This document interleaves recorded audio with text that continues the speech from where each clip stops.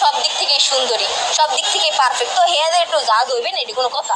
বরিশালের লঞ্চে উঠা লইব কেবিন রুম, বন্ধুরে মোর বুকে লইয়া দিব একটা ঘুম, ঠাইসা দিব একটা ঘুম। মুই একবারে খাঁটি বরিশাল্লা। মগো দেশের এমন কোনো বরিশাল্লা ভাষা নাই যে এটা মুই করতে পারি না। আচ্ছা, বরিশালের ছেলেরা মানে কেমন, আপনার কাছে কেমন লাগে?